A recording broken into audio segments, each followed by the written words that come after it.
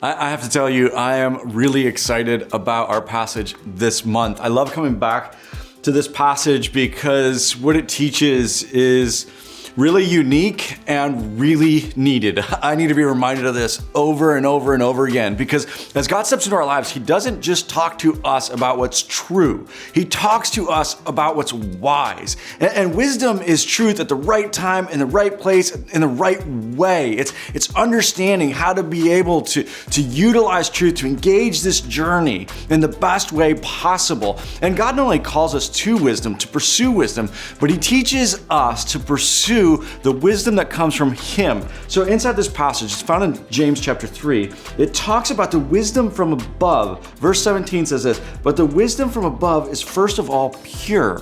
And this reality that there's an earthly wisdom, but then there's a wisdom that comes from His understanding, from His knowledge of what's true and right. He says, I want for you to have that wisdom. And that wisdom's different. It's different than our wisdom, because listen to how He describes it. He says, is first of all pure. It is also peace-loving. And so it has the ability to create peace. It's gentle at all times. And then He says this, which is amazing to me, and willing to yield to others. Now that to me doesn't make sense, because it seems like if you have wisdom and you know it's right at the right time in the right way, it seems like you would want everyone to yield to you. But He says, no, my wisdom actually yields to others. It's full of mercy and good deeds. It shows no favoritism and is always sincere. And those who are peacemakers will plant seeds of peace and reap a harvest of righteousness. He's calling us to pursue this other wisdom. It's wisdom that comes from Him. And then He's contrasting it. He's contrasting it with what so often consumes us. And so He continues in chapter 4. He says, what is causing the quarrels and fights among you? Don't they come from the evil desires at war within you?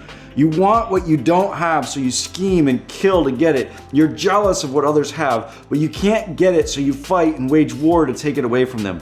You don't have what you want because you don't ask God for it. And even when you ask, you don't get it because your motives are all wrong. You want only what will give you pleasure. He says, I want you to understand this wisdom that brings peace, that's gentle, that rather than lording over others, actually yields to others, that brings things together, as opposed to this jealousy that so often can consume us.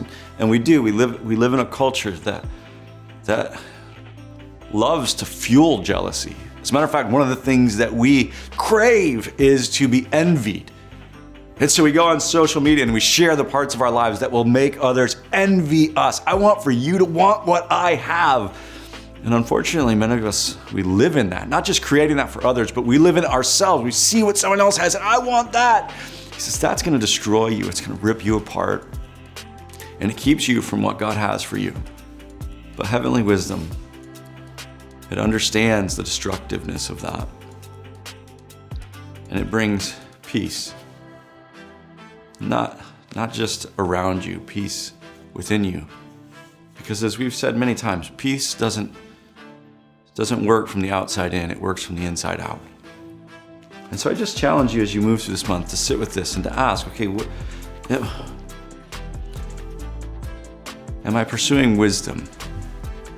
Or in jealousy, am I pursuing all of these things that the world says is important, but in reality, it doesn't matter?